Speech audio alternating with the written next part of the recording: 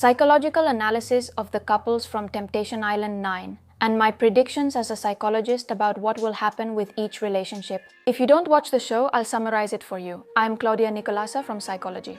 On this channel, we analyze current topics, series, and movies to help you learn psychology, understand yourself, and build healthier relationships. If you're interested, subscribe. And just so you know, this coming Sunday, November 16th, I'm going to give a free workshop for everyone about self-awareness and relationship patterns. Better understand your relationships and avoid repeating mistakes. Sign up for free using the link in the description and comments. And now,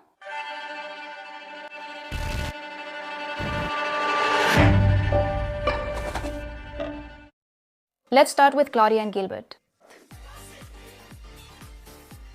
They are here to overcome Claudia's jealousy because she is controlling, and they also want her to improve her empathy by seeing in Gilbert things that she normally does herself. By seeing them in him and experiencing them herself, she might improve her behavior. He is in the military and she is a law student. They have been together for a year and a half, although they have known each other since their second year of high school. That means they have known each other for 7 years. According to what they tell us, both of them were in relationships at that time, and it was Claudia who pursued him. In her own words, Gilbert was the only guy who didn't pay attention to her, so she had to win him over. That is to say, she liked him. It was like, this is the guy who isn't going to pay attention to me, so this is the guy who has to pay attention to me. As soon as they started dating, she insisted that they move in together. He said no, to take it easy, to relax. But within a month, they were already living together. She suggested we live together, but I told her to take it easy. Still, within a month, we were living together. Of course, there are several striking things about this couple. On one hand, how different their personalities are. While Gilbert appears calm, rational, understanding, cautious, patient, and more flexible or adaptable, Claudia appears emotional, intense, demanding, impatient, impulsive, and dominant.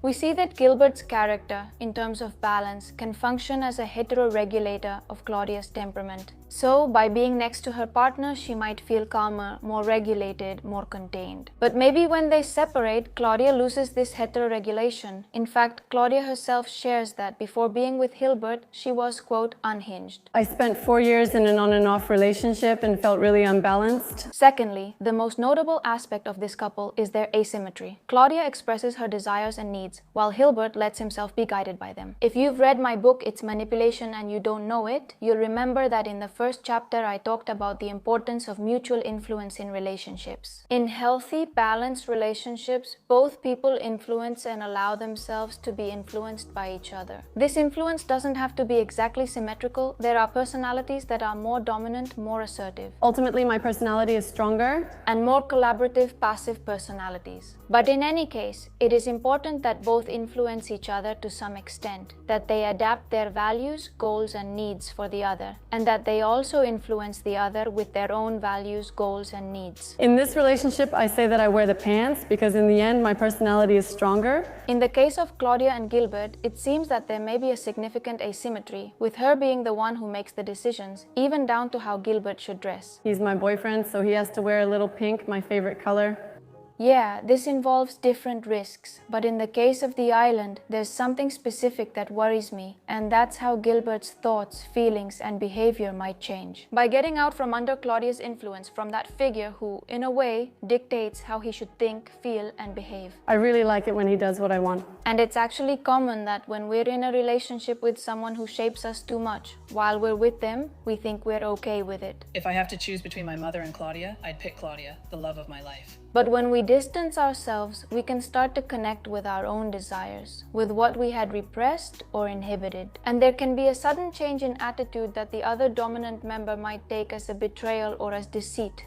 Enough. Shut up already, damn it. You're such a fucking fake. Thirdly, what stands out the most about this couple is, of course, Claudia's personality. She is someone very striking, peculiar, eccentric, a personality that you can either love or really dislike. She doesn't leave anyone indifferent. As you know, we're not here to judge, to criticize, or to apply diagnostic labels. We're here to understand how each psychological factor impacts how a romantic relationship works, and in this specific case, infidelity as well. If you've seen my video about the personality linked to infidelity, you'll probably remember that there are certain personality traits that increase the likelihood of someone ending up committing infidelity. Among them are impulsivity, short-term thinking, lack of self-control, extroversion, low empathy, low tendency to feel guilt, low responsibility, an insecure attachment style, histrionic traits, narcissism, seeking that seduction and conquest as a source of self-esteem and external validation, problems with vulnerability, communication, resentment, the tendency to punish one's partner, something we often see among the contestants and in the couples on the island in general. If you haven't seen this video, I'll put it at the end of this one. Claudia admits she needed to win over Gilbert because he was the only one who ignored her. She says she loves being liked and seducing, and that Gilbert learned she was talking to another guy. You stay quiet, you don't talk to anyone, you stay quiet to no one, you just laugh. And they tell us that when she gets angry, her face changes, that she has a very cold, resentful, vengeful, and punitive side. Claudia has to stand out above everyone else. She has to be the best at everything. If I push boundaries and she doesn't, she won't feel like the best. In fact, we saw how on the first day after getting upset with Gilbert, what she did was flirt with 2 different single guys to create scenes and raise alarms as revenge. You answered me. I'm testing myself. Perfect. Now I am 2, 3. Also, I think they're all very much mine. My verdict is that this personality, which is like an untamed horse, could lead Claudia to make bad decisions. Added to that, maybe seeing this change in attitude in Gilbert from being apart and not receiving that influence from his partner, Claudia might feel anger, betrayal, and this will be fuel that could really feed the fire of infidelity. Gilbert might also fall as a response. I'm not so sure about that, but I would bet more on them breaking up. But sooner or later, he will forgive her and they'll get back together. Just like it happened when Gilbert caught Claudia talking to another guy. And it broke me at that moment. I mean, I was sure I wasn't going to stay with her. But we worked it out. Now let's go with Juanpi and Sandra.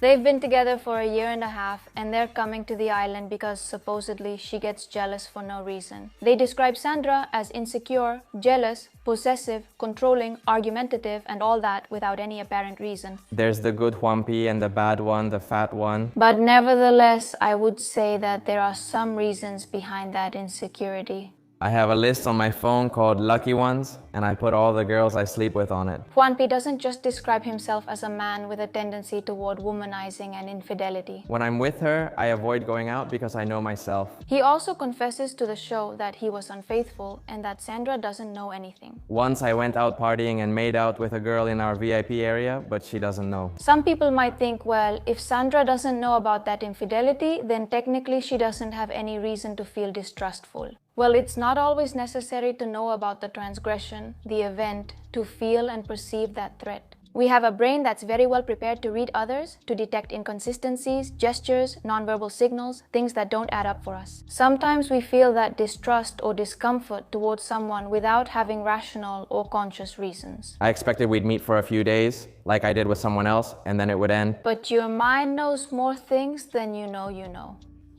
In other words, what we often call intuition is simply that your mind has an enormous capacity to pick up information, but it doesn't process all of it consciously. So you're not aware of the information it gathers or how it transforms and processes it. You just receive the final result, which is the feeling you get. Juan Pablo is someone who loves to be liked. Your brain has picked up on things that tell you can't trust your partner even if you haven't consciously noticed anything. You haven't seen anything at all. Of course, many times these are our own biases, insecurities, and past mistrusts. Not every feeling we have is based on something real. We always need to double check this feeling. We don't have to believe it blindly. It's not like we're magicians or fortune tellers here. And sometimes our own emotional baggage can mix with what the other person is communicating to us without us even realizing it. In Sandra's case, we know that she has been cheated on before. She has a lot to deal with because of your previous partner, who treated her badly, and now she's taking it out on me. So it's understandable that she comes into this relationship with that hypervigilance and that fear of suffering again. I think I look handsome, and I know that I can be attractive to girls. And of course, if this systematic hypervigilance is combined with unconscious reasons to be distrustful, well, that's an explosive cocktail. But also in this couple, we can detect another big and very common problem. Sandra doesn't feel seen. Since she arrived on the island, what she constantly asks for are demonstrations of love, of commitment. I want... Okay, I love you. She's very attentive to whether Juanpi looks at her, if he says things to her, if he comes close to her. I've been trying to talk to you and watching you for hours. If he puts his affection for her into words in any way. But Juanpi doesn't reciprocate. He doesn't validate these emotional needs, which makes Sandra's anxiety and insecurity skyrocket even more, and therefore Juanpi avoids her even more. And these demands of, hey, I want to feel seen by you, I want to know that I matter to you, what Juanpi sees in them is a girlfriend who is conflictive, demanding, problematic, and overreacting. How many women have experienced this? Juanpi says that he isn't happy in his relationship and that for him to be happy, Sandra has to change. But even so, we don't see him really embracing these emotions, understanding them, or soothing them. We don't see him creating a safe space for Sandra's anxiety to decrease. Juanpi thinks that Sandra just wants to control him, but she just wants to feel safe in that relationship. And we see that both of them have an increasingly devalued view of each other. He doesn't know how to admit when he's wrong. I think he doesn't know how to apologize. Constantly trying to confirm who is right about the other's flaws and mistakes, misinterpreting every gesture and reaffirming their own position, growing further apart and finding it harder and harder to understand each other. I keep wondering what if, and I don't understand anyone. As you can imagine, my predictions for this couple are pretty bad. Although sometimes the best thing that can happen is for a relationship to end, since they arrive on the island with a lot of conflict and dissatisfaction, not feeling understood by each other, not understanding the other either, and with the little information we have. So always take this with a grain of salt. I think the person who could contribute the most to improving the couple's situation and who really needs to learn to manage things better is, above all, Juanpi. Sandra also needs to improve in some areas. She has to learn to express her insecurity, her fear, her sense of threat, her vulnerability in a way that isn't through anger. You listen, think, coordinate, and nurture yourself. Because when we see someone express their vulnerability with anger, what we see is that they attack us, and it makes it very hard for us to empathize with the original emotion and therefore to help calm it. But of course, Sandra will never be able to communicate her vulnerability in any other way if she doesn't feel that her relationship is a safe space where she can express herself and be accepted. My prediction is that we're going to have a very tense bonfire. Both of them are going to get very angry and they're going to suffer a lot, and I don't see a good future here. I've cheated on previous partners. Let's discuss Rodri and Elena now. They've been together less than a year and already see each other as the love of their lives, but their relationship has been marked by arguments, disagreements, breakups, and instability. Of course, this couple is marked by intensity, both for better and for worse. There are days when we're really good and days when we're really bad. Then we spend a whole week arguing. The beginning was already complicated and marked by betrayal. Rodri had been in a relationship for 7 years, and he admits to having been unfaithful to her multiple times. In fact, his last infidelity was with Elena, who was the other woman for a while. And it wasn't until Elena assured Rodri that she wanted a serious relationship with him that he finally took the step to end his previous relationship. This is commonly called monkey branching. Not leaving a relationship even if it doesn't make you happy until you have a new one to hold on to. Something that we know often hides an inability to be alone and even a somewhat instrumental use of romantic relationships. I'm not with someone so much for who they are and the value they have, but because they fill that spot I need to have filled so I won't be alone and can enjoy the benefits of having a partner. This can be reinforced. Because sometimes when Rodri is asked about positive qualities of his partner, about Elena's virtues, what I like most about Elena is her looks. He's not able to mention anything beyond her physical appearance. I mean, she does have very good qualities.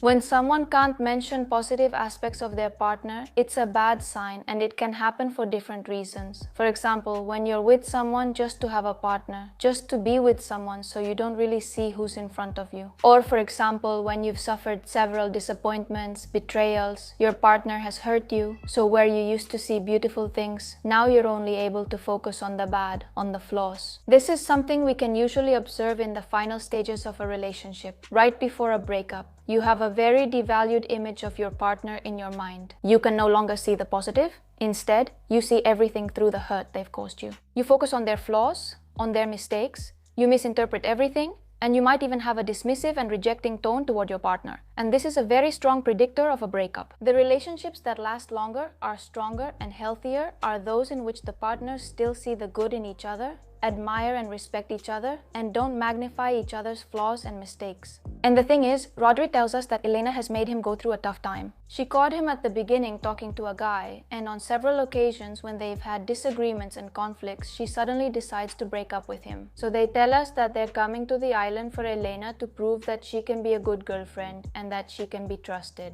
And in fact, we see that Elena comes with quite a repentant attitude. She even says that she would understand if Rodri cheated on her and hurt her because she deserves it. She feels that she deserves to be punished, that she has to pay for her mistakes. She won't even choose the single guy who caught her attention the most for the date. She says she's here to reflect and improve, like when you're punished as a child and sent to the corner to think. And here we need to talk about something important. When someone decides to forgive a betrayal and stay with their partner after having talked and expressed everything they feel about that mistake, a phase that can be long, you must commit to breaking that damaged relationship and starting a new one. You must commit to not constantly bringing the past into the present. And this is not easy at all, but it is absolutely necessary for forgiveness and a second chance to truly work. If you forgive, you forgive. On the contrary, a rather unhealthy dynamic can develop. The persecutor and the penitent. The persecutor is always reminding the penitent of their mistakes. They are always accusing, pointing fingers, demanding compensation, and even blackmailing. And the penitent assumes that they must tolerate everything, that they have to do whatever it takes to regain trust and virtue. And if he lets you down, do you know how I would take it? Hello, it's like I've let him down a lot and now it's my turn. Which is completely the perfect ground for manipulation, abuse, mistreatment, and so on. I feel like I deserve everything, man. All the bad things right now. You have to put up with everything and do everything I tell you so you can be a good partner. In fact, this can be reinforced a bit with what Elena tells us, that she was very lost until she met Rodri. And since he's a coach, he has helped her a lot to find her way and become a better person. After meeting Rodri, I felt a bit lost, but as a coach, he helped me become a different person. And Rodri says that after everything he has done for Elena, he feels that she doesn't appreciate him. She's not appreciating me the way she should after everything I've done for her. They argue, for example, because Elena wants to go out partying and Rodri thinks that this isn't an appropriate lifestyle. On one hand, a brief reminder of what we've talked about with Claudia and Gilbert as a couple. Influence in relationships should be mutual. It's not healthy for one partner to completely adapt to what the other considers healthy and right, even if they have some kind of authority or position to say what's best. And, on the other hand, be careful with those rescuer and rescued dynamics that we so often fall into, where someone feels very valuable when they change their partner's life, when they improve it, as if their partner were a project, and then they expect their work, which they did entirely of their own free will, to be rewarded. Yes, many times our partner asks us for help, and if we can help them, that's great. But there are times when we think we're helping, but we're only imposing our own view of things, or we're just feeding our self-esteem by being the ones who help those who are inadequate. We still need more information about this couple, but just like with Claudia and Gilbert, I see a certain asymmetry. Elena's mistake is pointed out a lot, but it's not mentioned that Rodri was unfaithful to his ex-girlfriend of 7 years with her. It's not just what happens after making the relationship official that matters. How it starts also shapes our attitude and our feelings. I feel like Elena is very conditioned, thinking that by being with Rodri, doing what he says, being good, she's going to find her path to salvation, to fulfillment, whatever you want to call it, and that anything that means moving away from him, losing him, disappointing him is equal to failure, to being lost, to being insufficient, to being broken.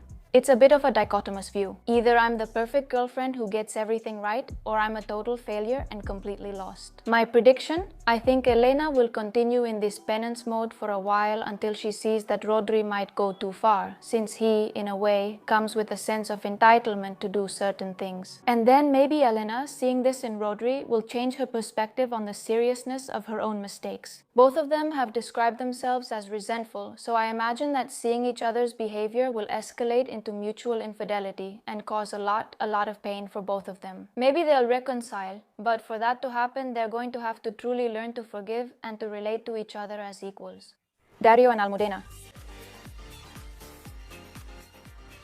On the island, they're a breath of fresh air because they've been together for 11 years since they were just 14 years old. That's unusual on the island, as they typically bring couples who haven't been together as long to raise the odds of infidelity. And the thing is, the longer you've been with your partner, the greater the sense of loss if you make a bad decision. Let's not get overconfident, because if they've been chosen, there's a reason. Their goal is for Almudena to overcome her emotional dependency. When they met, she didn't have any friends. She depended on him a lot. She thought she was very ugly. She was very insecure. I considered myself very ugly back then, and I say, how could you fall in love with me? Let's say that Almudena's life has revolved around Dario for a long time. I make things up in my head. You imagine things that haven't happened? And that can overwhelm and stress him out sometimes, which is understandable. But Almudena also has her complaints. After 11 years together, she misses more gestures, more romance, and she constantly says she's waiting for a marriage proposal. I've waited a long time for him to propose. How long have I been asking you? Dario openly admits it doesn't come naturally to him, which is another reason they're going to the island. He wants to feel the fear of losing Almudena.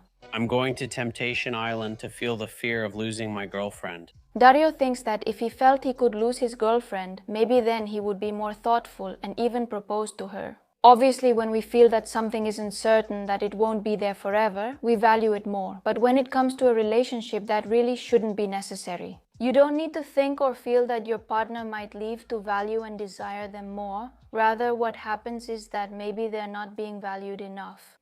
Unconsciously, you try to experience how it would feel to be without them, so you can really see how much you want to commit to them or not. But this is a trap, because the mind will always label something as more valuable when we don't have it guaranteed. So, on one hand, it seems like Dario takes Almudena for granted because they've been together since they were kids. And on the other hand, he has put an excessive burden on her that has overwhelmed him for years.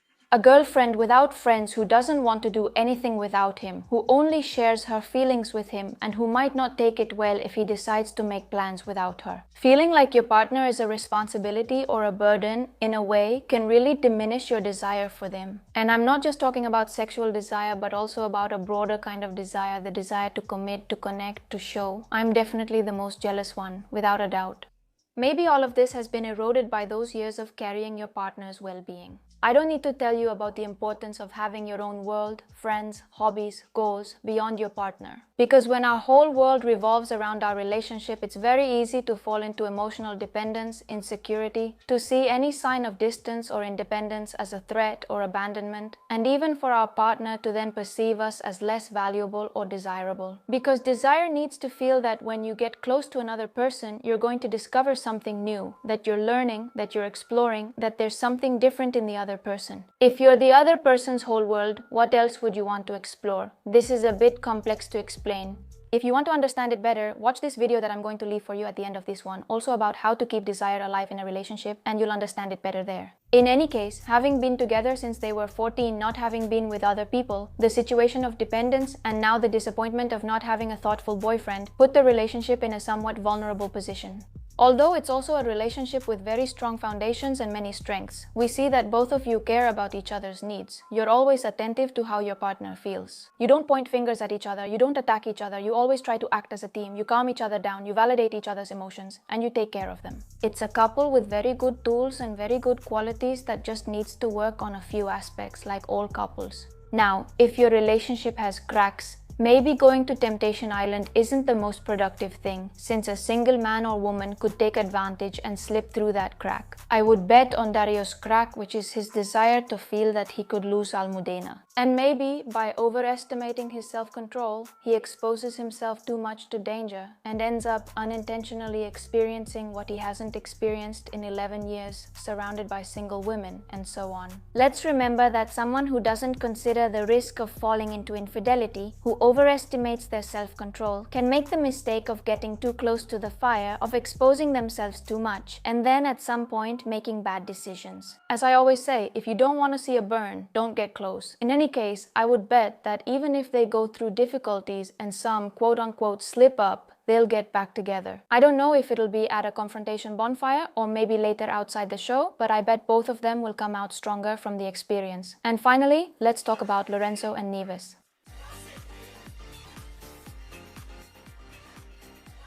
They've been together for a year and 8 months and are already engaged. When they met, he cheated on his then partner with Nieves. Lorenzo says he became obsessed with Nieves and had never felt this way before. He is 30 years old and she is 22, and this sometimes causes arguments because she wants to do the things that people her age usually do. And he, in his 30s, is in a different mood, wanting to have quieter, more homey plans. Of course, an age difference of 8 years is not insignificant, especially during those stages of your 20s, in which we can see a big difference in how you are at 20, at 25, and at 30. Just to tell you, there are parts of the brain, those that help us plan, control ourselves, regulate ourselves, and make better decisions that aren't fully developed until you're 25. To this age difference, we add that Nieves has been unfaithful to her previous partners, and according to Lorenzo, a person who has been unfaithful can be unfaithful again, and that makes him feel insecure. We know a history of infidelity raises the chance of repeating it. I mentioned this in my video on the unfaithful personality, but it's important to consider the context.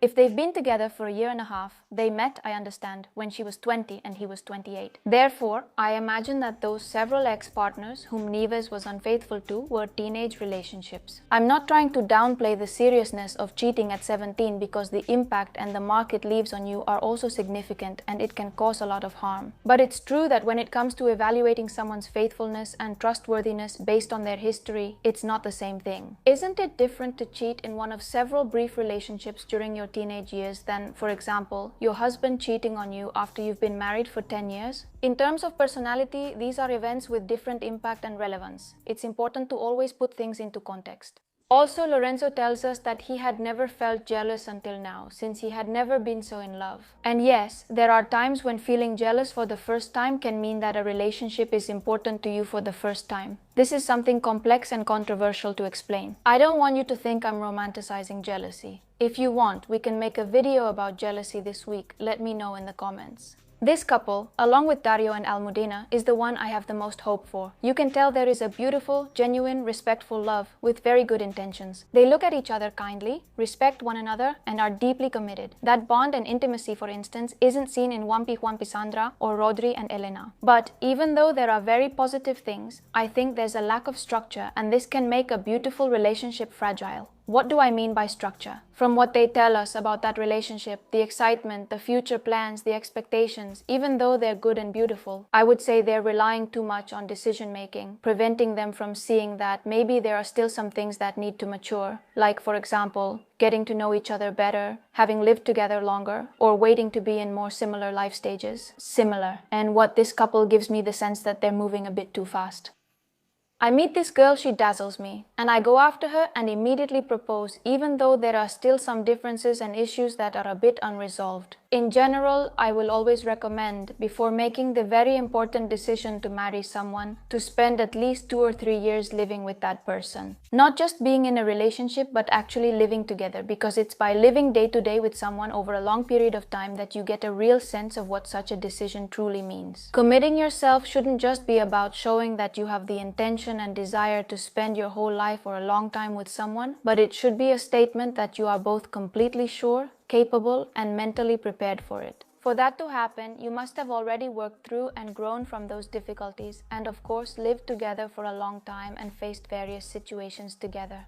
If someone commits without having followed this recommendation I'm giving, it doesn't mean it's a bad decision or that it's going to go badly. Nor does following this recommendation guarantee that everything will be perfect. It's simply a recommendation I give to proceed with more security, caution, and confidence. Because I see that there are many commitments made without really having enough information to do so. And then problems and difficulties come up that could have been seen and worked on beforehand. I predict this couple will realize on the island that they don't know each other as well as they thought. They'll discover unexpected sides and behaviors in each other that will have an impact and cause problems. I'm not sure if there will be infidelity, because I see both of them very committed and excited about their relationship and their future. But I think maybe this decision to get married will be put on hold. It will be delayed. There may be a breakup followed by reconciliation, with turbulence leading them to realize they need more time to mature and get to know each other better as a couple. Maybe Nieves will also realize through the experience that she still has some things left to experience. And if this happens, it will have a bigger impact on these couple issues. Well, we'll see what happens with these couples. You know that I always put myself out there with my predictions. Of course, these are my conclusions based on observations and on the information we are given. What psychology allows us to do is detect trends, patterns, and develop hypotheses. But it doesn't make us fortune tellers, or at least not always. Because the truth is that my predictions usually come true, and there are people who say I scare them. Although it's very common for people to tell me that I scare them, well, let's remember that we're here to learn about relationship psychology, and that we're here to improve our relationships through examples. Even though they're contestants on a reality show and on a program, they reflect the kinds of issues everyone goes through at some point, and we can always learn from them. So please, always comment on these videos respectfully and constructively. Bye.